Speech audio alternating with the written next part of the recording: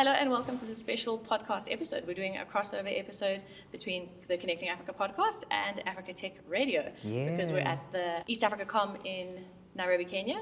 So I'm Paula Gilbert, I'm the editor of Connecting Africa, and I have my friend Anthony here with me. Yep. Anthony Ibe, Africa Tech Radio. I'm really excited about doing this together. And I'm also excited that we have Blessing doing this with us too. Exactly. So we've got Blessing. She's the co-founder of Ingressive for Good. Thanks for joining us today. My pleasure. I'm happy to be here. So I think we want to start off maybe with a bit about the origin story of how the company started, why you started it, and kind of what the goal is. Okay, so this was the idea of the other co-founder called Maya. She had a VC firm, and there was something very apparent to us. Everyone always thinks that the biggest problem that a founder has is money. Actually, a founder always thinks that the biggest problem that he or she has is money. And then they get the money and then they realize, oops, I need tech talents to make this work. And one of the consistent things that we found out is not that people don't want to be tech talents, is that they don't have the resources to invest in themselves to become the kind of tech talents that the other founders or investors need. And so we decided to bridge that gap. And in doing that, we also wanted to focus on helping the youth increase their earning power as well, because we know that tech pays 2 times to 5 times more than other industries. And so we looked at the data and we were like, it takes 3 to 6 months for someone to learn a tech skill, and then they could spend their lifetime practicing and building on that. How about we become the bridge that links all of these things together without charging a dime or taking a dime from the African youth? And so we started, and Coursera was the first set of, I think they were the first trainers to take us seriously. And we partnered and we did something together. It blew up. It was amazing. We were one of their best partners. They would invite us to come share our tips and how we were able to get people to complete. And today, many years down the line, actually less than 3 years down the line, we have trained 132,000 people and placed thousands of them in jobs as well. Yeah. Amazing. What a story. Thank you. Thank you so much. Yeah, so Ingressive for Good has done a lot of work in Western Africa, to be precise, Nigeria, Ghana, and the countries around there.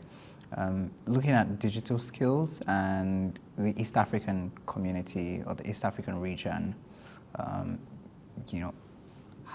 do you think there'll be some sort of expansion, bringing the good that you've done in Western Africa to the eastern part of Africa? So fun story, we have trained people in every single part of Africa, and funny enough, Kenya is our second and sometimes third, but they often fluctuate between second and third most trained country, most trained African country. And so, yeah, I think it's already in East Africa. Okay. We're also seeing interests from other parts of East Africa as well. It's not as pronounced as Kenya, but it's there. So we're going to keep doing what we can. And I think one of the things we have to try to do better is maybe go to those countries specifically and get them to tell us what their problems are, what the challenges are, because maybe the challenges are a bit different than we're used to, right? And maybe they don't feel like they can talk to us enough. So maybe if we went to the countries and we sat there with them and we said, what exactly is the problem and how can we help? Because most of those countries are not as social as Nigeria and Kenya and Ghana. These ones are social countries. Whenever there's an opportunity, they jump right in. Grab they it. don't wait for permission. They don't wait to ask questions. They just, however, I guess we should actually be more empathetic and go to those countries and dig deeper. Who knows what we might find? Okay, and you just had a panel session on digital skills, and you shared a lot of good things. Yeah. What would you say, maybe top 3 takeaways from the session that you just had here at East Africa Com? Okay, I think the one that stood out the most, which I think as I was walking in here, a lot of people have stopped to talk to me about, is start where you are with what you have. A lot of times we focus on the things that we don't have. We focus on, I don't have this, I can't do this, I don't have a laptop, I don't have funding, there's always something that we do not have. However, if we try to focus on things that we have, it's going to be life-changing, because the things that we have can make room for things that we do not have. And if we could just move and focus on moving from point 0 to 0.1 as opposed to from 0 to 1. Just like prioritizing progress and saying, what can I do today with the resources that I have to bring me closer to my dream? No matter how little that step is, that's going to change a lot of things for you. So that's one. Number two would be that tech is not what everybody calls tech. It's not coding. And that's something I tell everyone. It's like, tech is not coding. Tech is not data. Tech is so much more than that. It is the ability to make the world better, but make our lives simpler. Calculator was tech. Computers, all of these things, tech. Yeah. Even to a good extent, vacuum cleaners, tech, because they're making the world, your life as a person easier, making things faster for you to do and all of that. So maybe ask yourself, what is a skill that you already have that you could use tech as an enabler for? Like, tech companies will still need writers. They would still need marketers. They would still need all of these skills. They will probably need podcasters. So don't jump, exactly, right? So don't jump around and be like, I can't be in tech because I can't code. Don't limit yourself. That's the main thing. And then the last one was, try your possible best, wherever space you find yourself, to ask yourself, how can I make the world a little bit better than I meet it? And that could be the game changer for you as well. Okay. We've actually at the conference had a lot of different discussions, on skills in Africa and all the plans. You've got these big multinationals coming in saying they're going to train X amount of people. Obviously, your business is kind of about training as well, right? We know this is so important for the youth, right? But what are kind of the fundamental things we need to do to make sure we're training more people and that more companies like yours are, popping up, that we're getting more people into the pipeline for this tech ecosystem? I think at this point is going beyond training. Because everybody wants to train people, but then we need to have a conversation about why internship opportunities are not as available, right? Because it takes internship opportunities for the training process to be complete. Yes, you've learned the skill, but you need a place to actually practice it in a real world context, right? That training will never be complete if they don't find a way to practice with real life examples. So we can keep giving them imaginary projects, but until they see projects that they work on, that they see come to life, it might not make that much of a difference. So maybe founders and businesses out there need to be more open to hiring entry-level talent, because yes, you're looking for high-level talent and senior-level talent or mid-level talent. It's this entry-level talent that would become those mid-level talents tomorrow. True. So think really deeply about, like, how can we make room? Could we do 5 interns in a year?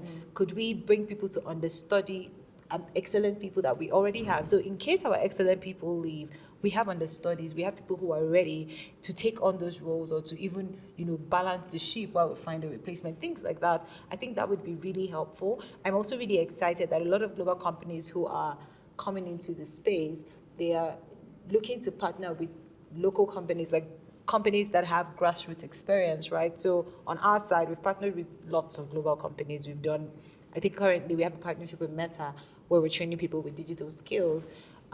We have so many data camp for people who are looking to their data-related skills. So we're doing these things, and I love that they're doing it, but the training for the sake of training is not enough. We need to keep open opportunities so that people can practice whatever it is that they learn. I also think that supply for tech tools would be really helpful. I know that many countries, in many parts of the world, at the end of 2 years, they're like, oh, our systems have hit depreciation, our team needs new systems, and then those, I don't know where those old systems go, Okay. We need them. And if we could get them to some of these kids and the youth who are learning a tech skill, it would make such a big difference in their lives, right? Because they need it, they need the laptops. And beyond that, I think there's also the role of the government to the basic amenities like power, like internet. Those things need to be available if we want our youth to progress. Because how are they going to learn? How are they going to practice if they don't have access to power? Things like that. I feel everyone has a role to play. And so maybe each and every one of us doing our jobs, Africa could take over the whole world. And just to, continue in this line of thought, the fact that we're having this discussion now has brought us to the point where we're saying, we don't just need the skills or the platforms that teach the skills, but we need to move a step further. I want you to speak to how important it is to continuously bring everyone to the table, like we're having at East Africa Come now. We're having you from West Africa. We had someone else on the panel from East Africa. We're sharing ideas and saying, this is how we did it here. This is how we're doing it here. Can you speak to how important it is for events like East Africa Come to bring up like the next step, take us to the next step and the next level of action? I think that the best things that ever happen in the world sprout from conversations. And that's because there's no shared consciousness that exists. Like, our brains are not all automatically in sync. It's not like the iOS where like when there's a new update, everyone just is aware. It's like, oh hey, there's a new update, right? So there isn't anything like that. And conversations are how we do our own updates as human beings. And so if we don't bring ourselves into the room to share this knowledge, context, experiences, we're all going to be doing things differently in our own spaces and struggling differently in our own spaces. So yes, we might win at some things, but we would still have struggles that somebody else might have an answer to, right? And we would probably have moved faster or better or even built stronger structures if we had collaborated. So collaboration can only exist on the back of conversation. And so it's important for us to be in that room. And that's why I'm so proud of this initiative that we're doing right now, especially this East African Com, that we're having a conversation. There is a round table. People are coming in. They're asking questions. Audience get to ask questions. Everybody's asking questions. Everybody's answering questions. Everybody's sharing their opinions. And when you leave the room, you go back thinking, what is it that I have learned from this encounter? What is it that I can do better? What is it that we can do together? How can something new happen? The people I never knew about until I came here today, and the people who never knew about me until they came here today. And so just knowing each other, knowing that there's something we can do together, knowing, oh, maybe this person tried it this way, could we do that as well? Maybe, I heard this problem and this is how the founder sees it. How can I as an investor see it differently? Or this is how the investor sees it. How can I as a founder see it differently? All of that, especially the fact that it's so dynamic. There are founders in the room, there are government officials in the room, there are, operators like me in the room, nonprofit, everybody is present. So we're all the operators, we're all the stakeholders. What can we do to make the world better? Really, that's the conversation, and we're doing a great job now. Wow. Yeah, amazing. I think the next thing I want to ask you about is we know that there's still this big gender imbalance when it comes to the tech industry and, women getting the skills that they need, right? So I'm just interested in your point of view. We know the mobile gender gap, all of those things, but what is your organization doing and what kind of are your big vision plans of how you would change things if we could to make sure that more young girls and women are kind of getting into this industry, knowing that they can take that path, Yeah, so this is my favorite topic. Always happy to talk about this. I mean, in our first year when we started, we noticed the disparity between applications, and we're like, nope, this cannot stand. And so in March, we were like, what can we actually do about it, right? The data is clear, 25 to 30% of women occupy roles in tech. What is happening to the other 70 to 75%? Like, why can't women be there? But it's also because they don't have the skills to be there. So you can't be represented in a space where, you don't have the skills. Like, it looks like women have the skills, but when you go dig deeper, they didn't even get trained on it. Just like with normal education, some women are not allowed to even go to school, and this is not like they don't want to go to school, they're just not allowed. I remember, being in conversations where a bunch of women were sharing their experiences with me, how their parents would say things like, her education ends in the kitchen, it ends in her husband's house, things like that, and it's heartbreaking. So the beautiful thing about tech is that tech is a leveler. And so we can use tech as an opportunity, and that's how we saw it, right? And we decided we were going to launch female-focused programs, and that's when we started our 1,000 Women in X program. And people used to tell us, women don't apply for opportunities, but we're like, no, we're going to do this differently. So we did. We listened. We really listened, and by listening, it helped us figure out how women want to be spoken to. Most times, when you put an opportunity out there, it sounds like a competition. Some people don't want competition. Some people just want to learn. Yeah. And so we figured out the speak, and we spoke to them to help them understand this is going to be community driven. No one is chasing you. You're only in competition with yourself. Come try. Look at what the reality is. You could be the next one taking those positions. You could be the next one helping other women, come into their own. And so that changed everything. We got almost, I think, about 17,000 applications. Wow. So of course, some men applied. 500 men applied, which it's so weird, right? And this was something we also discovered. Like most women would second guess themselves and wait until they're perfect before they apply. But we help them see that the reason why we're creating this opportunity is because you're not perfect. So please come apply. And so we got at least 15,000 of the people who applied were women. And after they applied, we only had 1,000 opportunities, sadly, because of funding. So please, if you can fund us, we'll take it so we can train more women. But yeah, we were able to make those opportunities available. And then it resonated, right? Now in our community, we have a community of over 250,000 people. 53% of our whole community are women. Oh, Nice. Our applications, the most applications come from women as well. oh, okay. Except software development, but the disparity is not that bad. It's like 40-60.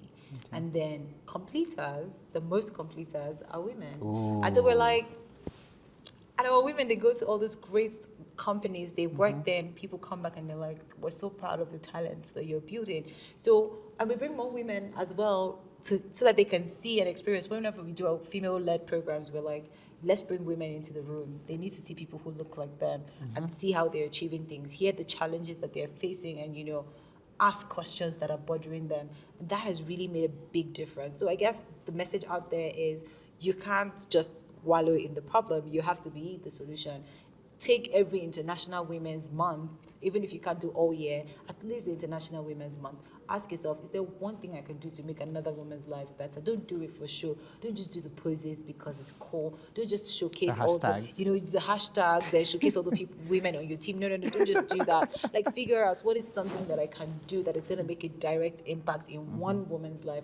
And I know that one can become 100, And so that's something that I think would be really, really helpful within the industry. And then the last thing I always say is it's okay, if you're a woman out there and listening to me, it's okay to be the first woman in the room, but it's not okay to be the only. So figure out, I'm here, great, I shattered the ceiling, all right, good and fine, but how can I bring one more woman in? How can I help one more woman get to this point that I've gotten to? And that's where the game changer will be.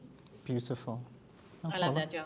I also hate International Women's Month and National Women's Day because I think it's such nonsense. Why must we have 1 month only? Yeah, and it's a bit fake. I think we must be focusing on this all year round. We don't need to, on the one day, let everyone put out their PRs about what they're doing, right? But that's just a personal peeve. I don't have any personal opinion. I'll just pass. I'll just pass. So, in terms of funding, how are you approaching getting more organizations to jump in on the programs that you have, and if you're going to speak to those who can actually sign the checks, right? Especially not just just out there for the show, but who want to actually improve the skill set of most Africans all over the continent, from north to east, to west, south, Central Africa, everyone.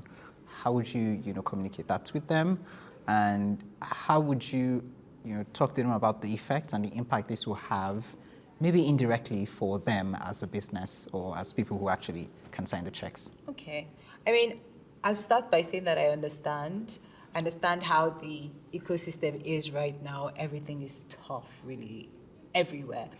People are finding it difficult to even give money to for-profits, to VCs, to, it's just, everyone is tighter with their money these days because they want to ensure that wherever they're directing that money to, it's giving them, returning 10 times whatever they're giving, But I always say that we're in the business of people and people investing. So you might not get a physical return on investment, but what you would get would go 10,000 miles ahead. You would get more than 10x, because investing in people is the biggest investment you can ever make.